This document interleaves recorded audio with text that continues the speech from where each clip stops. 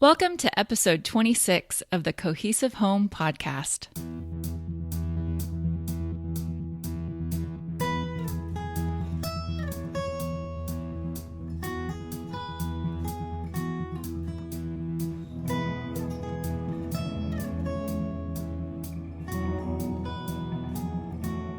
So nearly a year ago, actually I think in episode number 3, Melissa and I talked about simplifying our tech use and some of the strategies we were taking to be minimal about our tech devices along with some of the physical clutter in our homes. Because as many of you listening know, it's not just a journey to get rid of things, but to also figure out what is taking up your time and using up your valuable resources.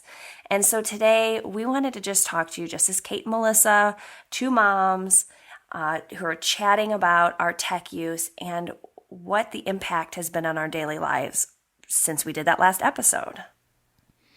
I can't believe it's been a year. I know. Yeah, and really that we're talking about this again. I mean, obviously it's on our minds. I think it's something that you and I discuss on a regular weekly basis. It comes up a lot. Mm-hmm. And so I know when you just mentioned our previous podcast, the first thing I thought about was how I talked about putting my phone up really high so I couldn't see it. That was one of the tips we gave. And yeah, I think that worked a bit for me. Right.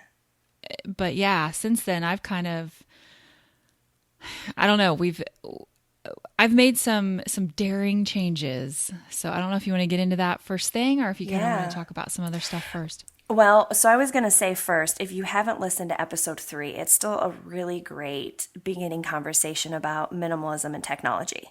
So go ahead and give that a listen. And then today we wanted to share with you some of the steps we're taking to be more intentional with our tech use. And as Melissa alluded to, maybe a little bit more daring, maybe a little bit more socially out of the norm. Yeah, ostentatious. So a couple weeks ago, Melissa and I started talking about something she was struggling with. Yes. My biggest struggle was as a mom who educates her kids at home. I'm constantly around my children. And when I'm constantly around my children, I'm basically always needed in some way. And I found myself after almost 6 years of, if it wasn't blogging full-time or on Facebook, then it transferred into being on Instagram. I was always looking at my phone. And if it wasn't Instagram, it was email. And if it wasn't email, it was the internet, because there was always something to look at on my phone. And so my wit's end was, I had a friend who texted me one day and she said, I'm deleting Instagram. And I was like, wait, like off your phone? And she's like, no, like I'm deleting my account. And I couldn't believe it. I was like kind of shocked. And then I was jealous. I was super jealous of her. Like, how does she do that? How does she have the ability to just unplug from that social media? I find it was a lot easier for me to unplug from Facebook, and I don't know why that is. I think the evolution of what Facebook has become, I've been able to distance myself from that in a social way. So it was a lot easier for me to just shut down my Facebook, which I've done numerous times, but I finally did it again right before I did the Instagram. And so anyway, I decided that I was going to take this leap of faith. And after I talked to Kate about it, I was like, Kate, are you cool with me doing this? Because I know my personal account really funnels in, people to know about Cohesive Home and all of those things. And Kate was totally supportive. And so I took the plunge, and what I did was I deleted Instagram off of my phone. And then I told everyone I was no longer updating my Instagram account, but I left my Instagram account open. And I thought, that's just totally fine. Like it gives it's like a landing page. People will know that I'm not here anymore. That I exist. I do. I right? exist It's like on that the fear interwebs. of, if I'm not on the internet, then no one will know that I exist. If the tree makes a noise when it falls over. But anyway, yeah. If So the pretty photos on Instagram stop, do I exist? This is like very existential, Melissa. it is. I'm a very deep thinker. So anyway, I finally, after about, I don't know, 3 or 4 days, my mind, like, I just kept thinking about it. I was like, what if somebody messaged me? What if they tried to get a hold of me or they commented on a previous post? What if? Yeah.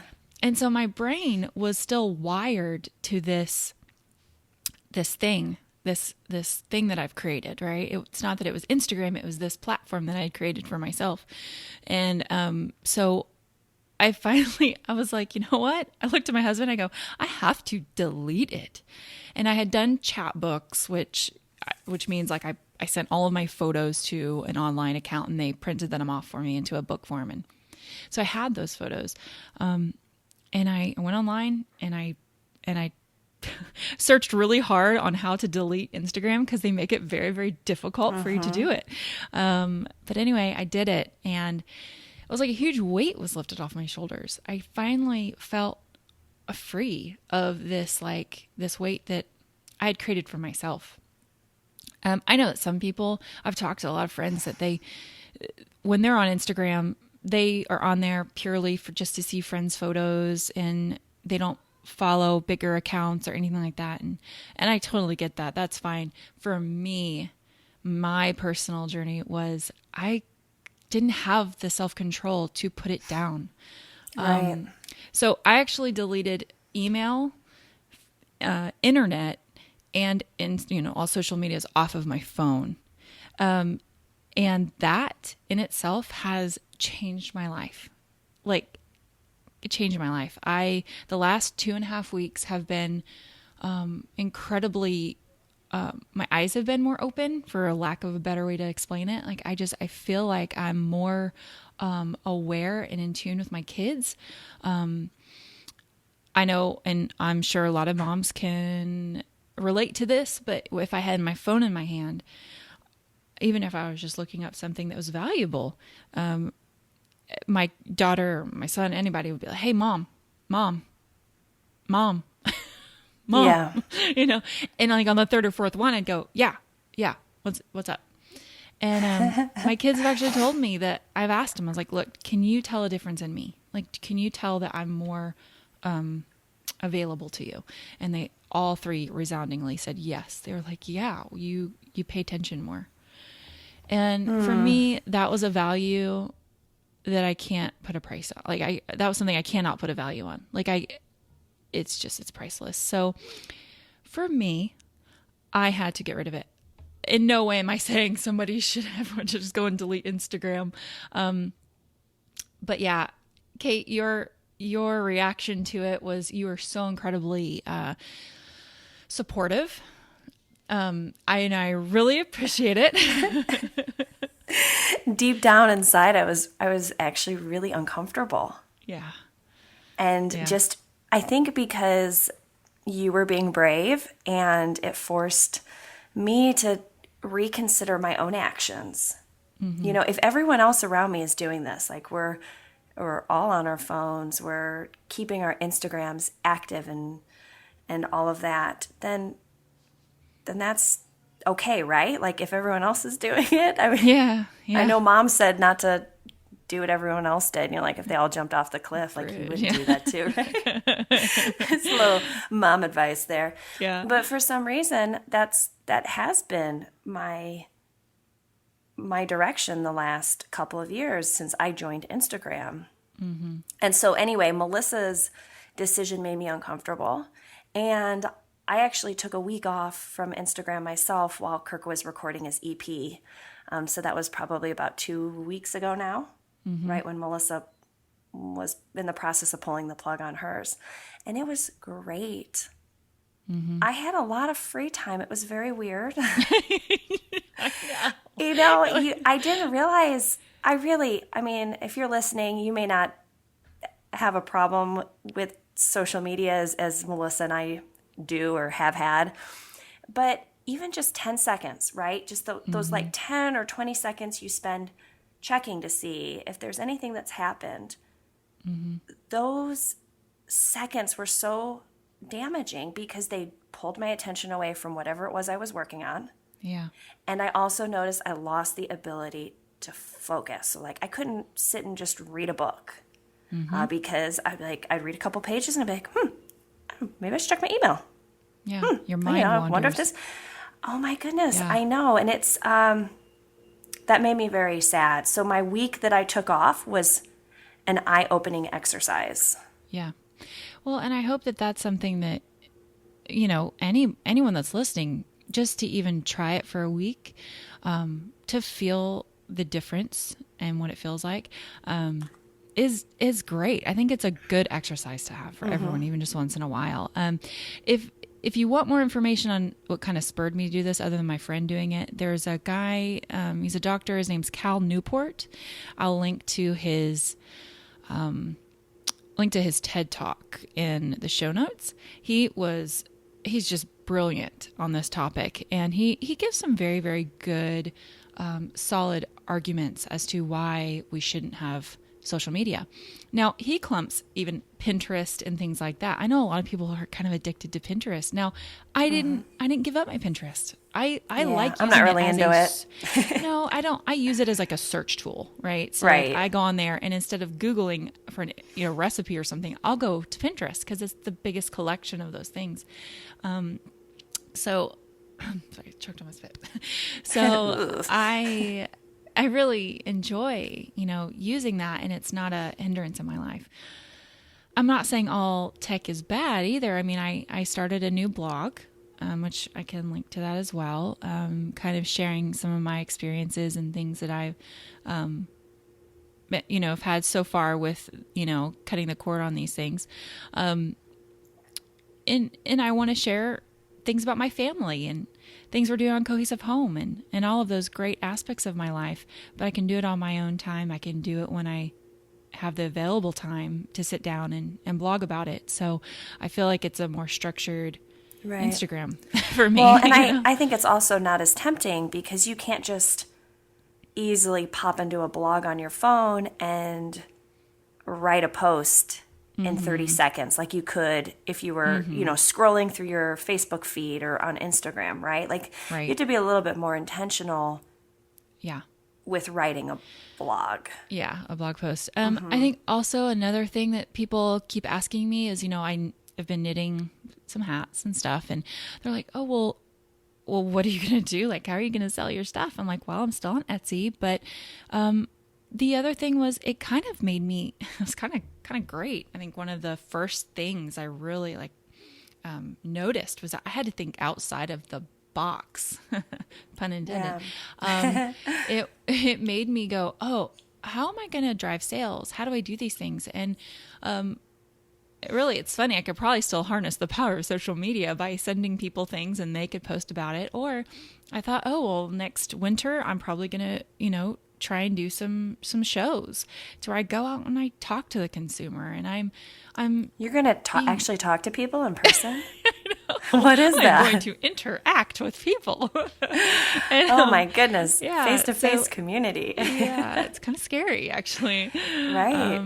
And so, yeah, I think it made me also really reflect on my childhood in some ways, because as children, we didn't have this internet thing, depending on your age. If you're listening and you're, I don't know, born in, 95, then you probably have always had this. But right. I was born in 81, and I didn't have these things. I prank called people on a landline for fun. I did that too. Like, I want my kids to have so good naughty old-fashioned so fun. We're gonna get a landline. So yeah, I don't know. It's been cool. It's been a neat experience. So, and it's something that we talked about in episode 3 was how we are modeling appropriate technology behavior for our kids.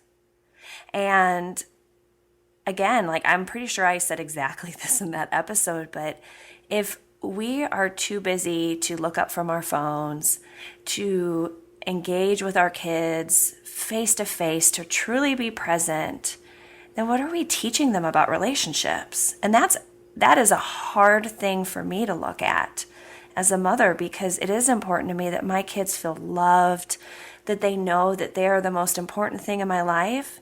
And my phone is it's just a box. It's just a tool, but it is not a relationship. One thing that's so great about having, say Brandon, my husband, he's still on Instagram. He's still on, he doesn't do Facebook, but, he still uses his phone a lot more regularly than I do now. But I want my kids to see how we utilize and harness this technology. They have to, see us using it properly so that they have the structure to grow up, with, like looking at it and going, oh, this isn't, it should not be abused in this way. This is how we, with anything as a parent, you think of, like, this is how you drive a car, right? Right. Do as I say, not as I do. Don't slam your brakes on.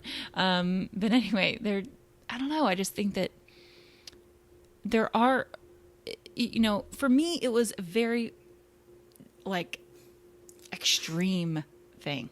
I get it. It goes against all of modern like social norms that I did what I did.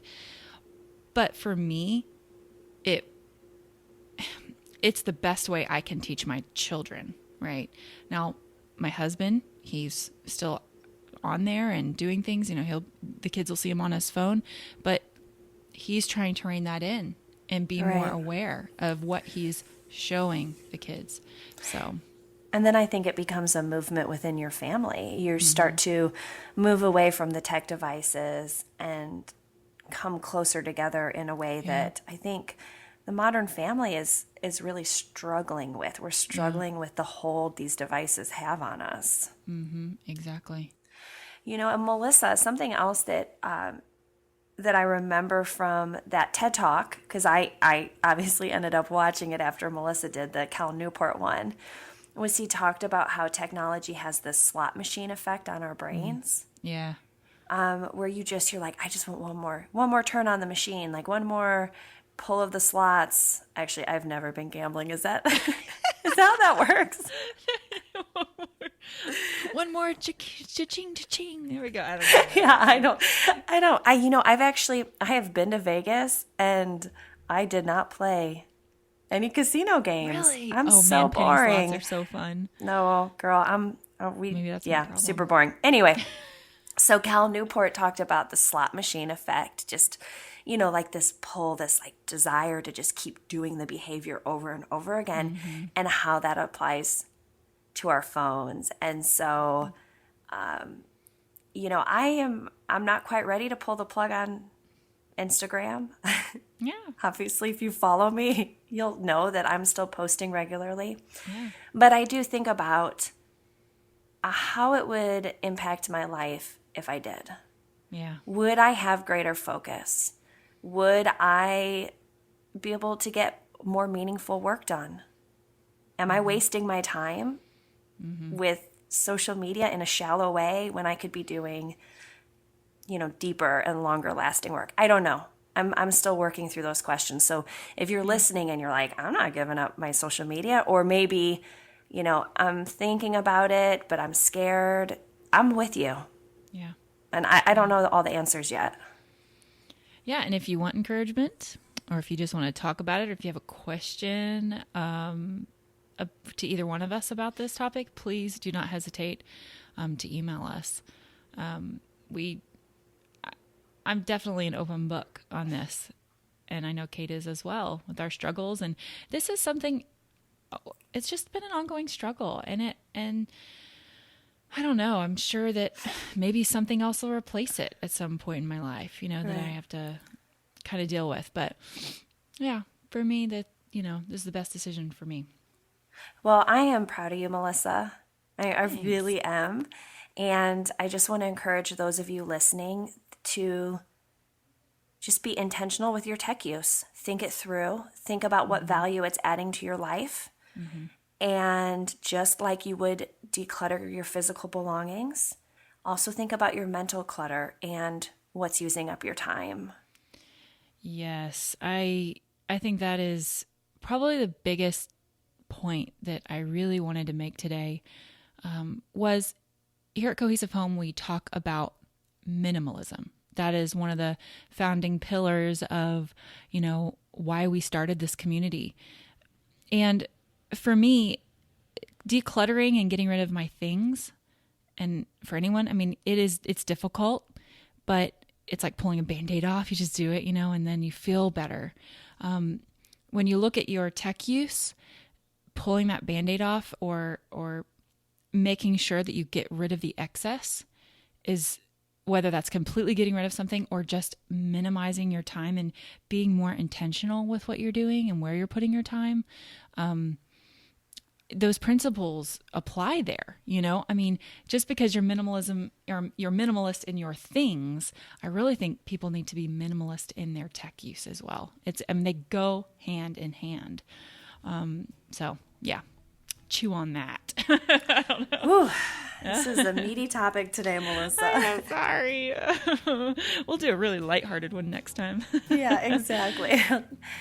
Well, we're going to post some resources to the show notes. And if you aren't already subscribed to our newsletter, please do, because we are going to start sending out a more regular newsletter with just different things that have inspired us that also help influence the topics that we talk about. And we really hope you guys enjoy it. We're excited for this new format. Thank you so much for joining us today. If you enjoyed today's podcast, please share it with a friend. And if you haven't already, subscribe to our podcast on iTunes and leave us a review. We'll see you next time.